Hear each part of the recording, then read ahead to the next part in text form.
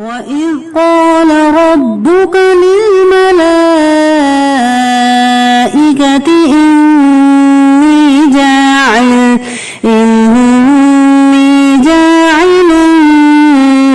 في الأرض خليفة قالوا أتجعل فيها من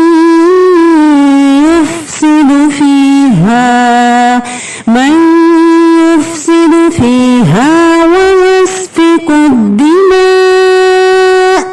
ونحن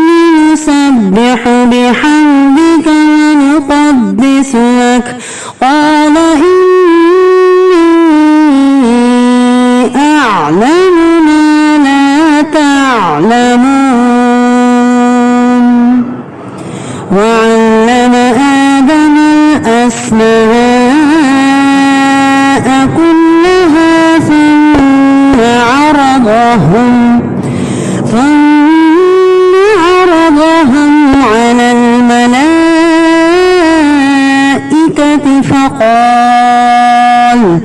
فقال أنبئوني بأسماء هؤلاء إن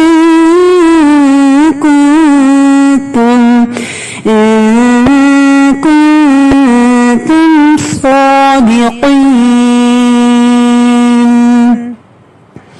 قالوا سبحانك لا علم لنا إلا ما علمتنا إنك أنت العليم الحكيم قال يا آدم أنبئهم بأسمائهم فلما أنبأهم بأسمائهم قال ألم أقل لكم إني أعلم غيب السماوات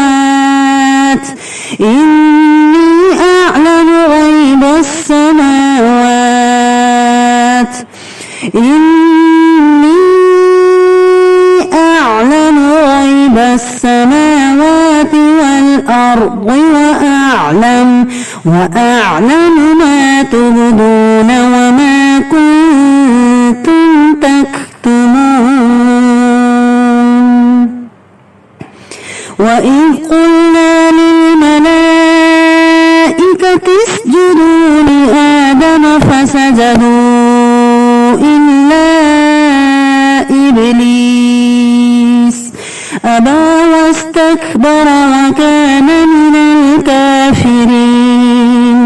وقلنا يا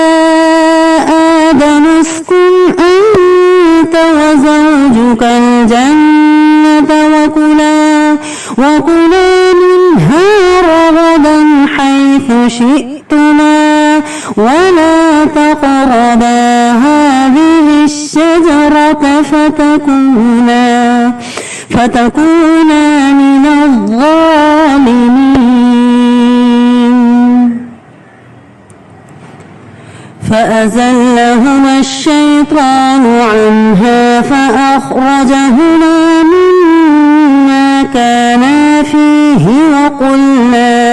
وقلنا اهبطوا بعضكم لبعض عدو ولكم في الأرض مستقر ومتاع إلى حين فتلقى آدم من ربه كلمات فتاب عليه إنه هو التواب الرحيم قلنا اهبطوا منها جميعا فإما يأتينكم مني هدى فمن تبع هداي فلا خوف عليهم ولا هم يحزنون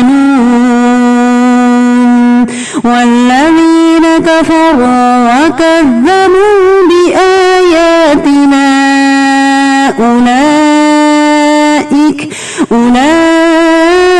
أولئك أصحاب النار